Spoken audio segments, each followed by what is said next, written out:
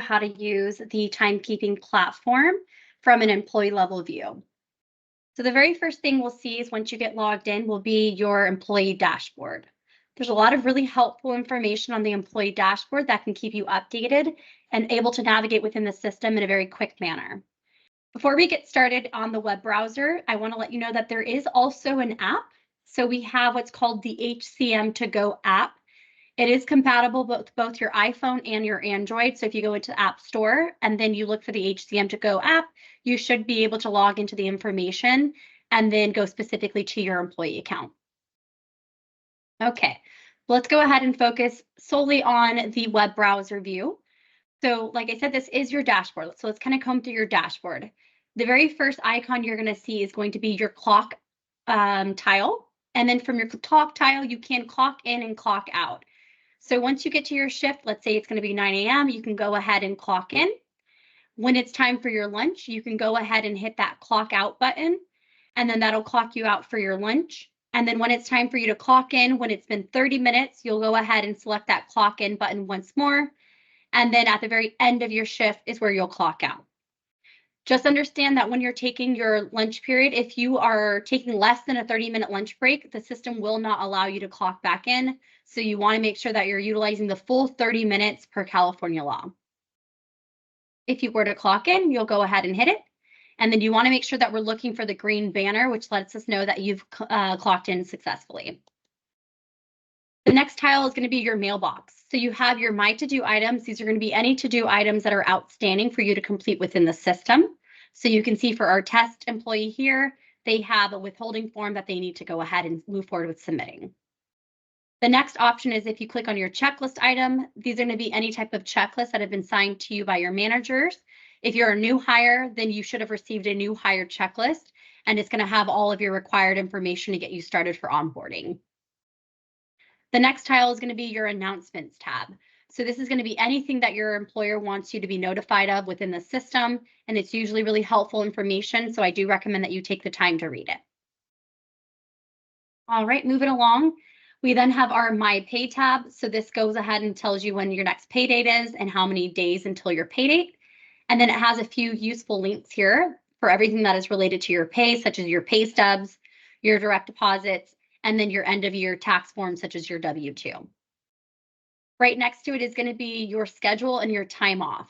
So once your manager has posted the schedules for any assigned shifts, you can toggle here to your home dashboard to see what shifts you've been scheduled for quick and easy view. Okay, moving along. Then we have our benefits tab. So if you are enrolled in health benefits within the company, you can view all of your benefit information here as well as open enrollment. And then the very last tab we have on our homepage is going to be any type of saved reports that you create that you want to look back on within the system. This is not technically used with many employees, but just understand that it is available to you. Okay, let's go ahead and scroll back up, and we're going to look at our widgets now. So our widgets are really, really helpful. So the first one is going to be your pay information. So we kind of talked about that. So your pay statements are going to be any type of pay statements that you've received with the company. So you can go ahead and review to make sure that you were paid accurately and that the hours on your pay statements were correct. The next one is going to be a direct deposit change request. So if you click here, it does hyperlink you back to the HR actions for that direct deposit.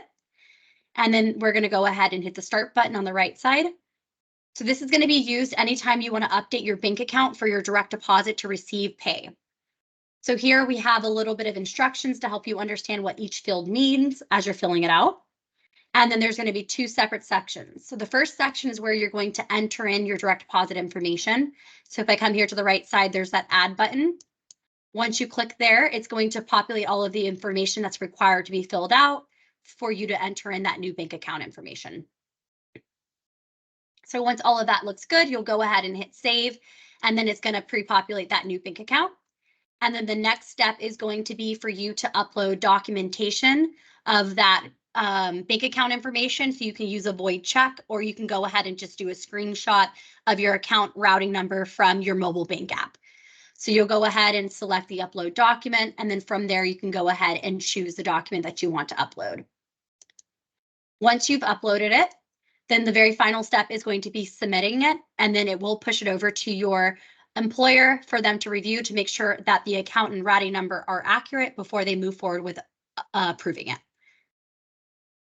Okay, let's go ahead and click back onto our green leaf logo, which is going to take us back to our account. And then the next item underneath the pay information is going to be your withholding forms. So once you click the withholding forms, it's going to show you all of your withholding forms for federal and state that you filled out for the system. So if you don't have withholding forms filled out in the system, that is because we locked in your withholdings from the previous payroll. So the only time you would come here is if you ever want to update your withholdings. So let's say that I was single and then I got married and I want to go ahead and update my withholding status. I can click the Add New button. And then here you can see I have my federal state withholding form as well as my California. So let's go ahead and say I want to update my California. We're going to click that Add button. And then it's going to bring up that California withholding form for us. Once you take a look at this form, you'll go ahead and review it, and then you can go ahead and enter in all of the information. So this is where I would make sure that I'm indicating that I'm now married with one income, because that's the information that I wanted to update, and then fill in the rest of the information here. Once it looks good, then you can come up here and submit it. Once you hit submit, it will ask you to type in your password so we can go ahead and do an electronic signature. Once that looks good, you'll go ahead and hit agree. And then from there, it will send it over to your employer for review, and then they'll go ahead and approve it to add it to payroll. So that's going to be how you update your withholding forms. I'm going to go ahead and click back. And then we're going to go back and take a look at our other very last payroll, which is going to be your withholding form, your W-2 forms, which is at the end of the year. So for 2024, next year in January, you'll be able to see your W-2 for 2024.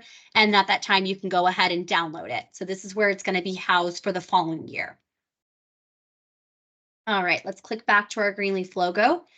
And then let's talk about timekeeping. So it's really important that you're reviewing your current timesheet and making sure all of your punches are accurate. So if you hover over this widget, you can go ahead and click on your current timesheet. And then you're going to be able to see all of your punches.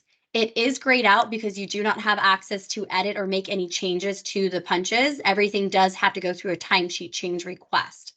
So you can see here for this employee, they clocked back in for lunch at 12:30, but forgot to clock out for the day. So when that happens, you want to come up to your timesheet, select change request. The change type is going to be add a punch out, because again, we did not punch out. So we want to go ahead and select that option, choose the date. That's going to be for January 24th. And then we're going to go ahead and say I clocked out at 5 p.m. Once you add the 5 o'clock, make sure you come over here to make sure it's p.m., not a.m. And then you can go ahead and say forgot to clock out. Whatever your comment is, you can go ahead and add it and then submit your changes. And then it's going to push that over to your manager for them to review. And then once they approve it, it's going to go ahead and add that time directly to your timesheet. Let's do one more. So here you can see for the 25th, this employee clocked out for lunch at 12 o'clock. But then when they clocked back in, it was at the end of the day, 5 o'clock instead of 12:30. So in this scenario, what we want to do is modify this punch in to 12:30 and then add a punch out for 5 p.m. So again, come back up here to the top, hit change request. We're going to do that modified punch in. We're going to go ahead and select our day. So this is for the 25th. So select the 25th, and then there's that 5 o'clock that we want to adjust to 12:30. So you're going to hit that option and we're going to wipe that one out and then go ahead and enter in 12:30. And then you can just do mispunched. Once that looks good, we're going to submit the changes. And then again, don't forget that very final step, because we just modified this punch in. We now need to add a punch out for 5 p.m. So change request, add punch out, select your date. This is going to be the 25th, 5 p.m. Mispunched. Oops. And then submit your changes. Okay, so after I've corrected those 2 timesheet errors, everything else looks really good. So then at that time is where you would be able to go up here and then submit your timesheet. please make sure that you're only submitting your timesheet at the very end of the pay period. So you can see here, the end of our pay period is going to be February 4th. So the reason I don't want to submit it today on the 30th is because I still have additional shifts that I might work. So if I submit it, it's going to lock down my entire timesheet and push it over to payroll. So just make sure that you're submitting those timesheet change requests as needed. And then at the very end of the pay period, go ahead and come back here and submit it. Okay, so those are going to be all things timesheet related. If you ever wanted to look at your previous timesheets, you can hit the back arrow. This will show you all of your previous timesheets that you can go ahead and take a look at if you wanted to look at any of your previous punches.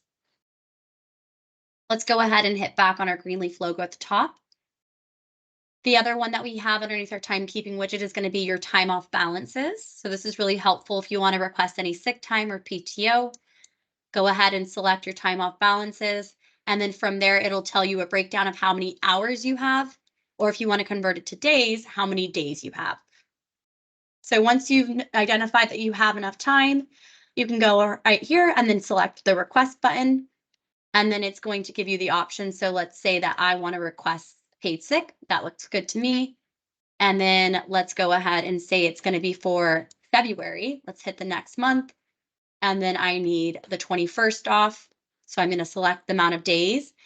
If it's going to be multiple days, you'll select the first day and then the very last day, and then it will connect them. If it's going to be multiple days, so let's say I need the 21st and only the 28th, you'll have to put in two separate time off requests. I can't select the 21st and the 28th because it'll do that. So make sure you just select the 21st, the days that you need. Come up here to the top right corner, start request. And then from there, you can go ahead and do a full day for that request type, and it'll bring in the 8 hours. If you only want a partial day, let's go ahead and hit this drop down, and then you'll select partial day bulk. You always want to select the bulk option. Then it'll give you the amount of hours that you want to put in for. So let's say it's a half shift for 4 hours. Then I'll go ahead and say that I have a follow-up doctor's appointment.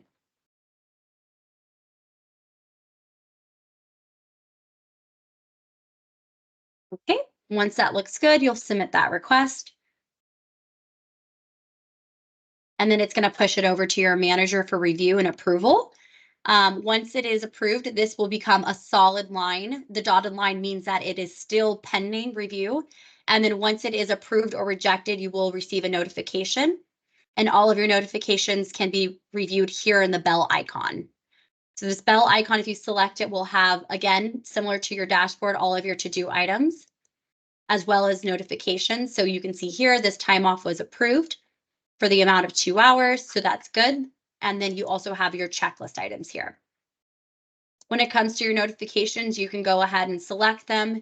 You can delete them. You can mark as read, mark as unread, and kind of keep this as clean as possible, just so you don't have, 15 or 30 notifications all at once. Okay, let's click back to our dashboard. The other option is going to be your time off calendar. So if you ever wanted to check to see what other colleagues have requested off, so you're not requesting the same time off, you can go ahead and look at the time off calendar. Let's say for March, we want to click on it to see who's already taken some time off. And let's give the system a little bit of time to load here.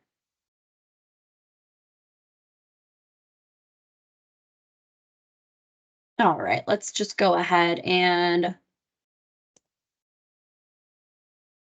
do the month view.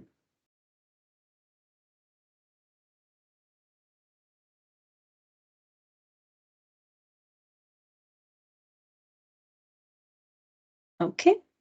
So we're going to go ahead and take a look. So any of the time off requests that are showing up here will just show directly on this calendar for you to review.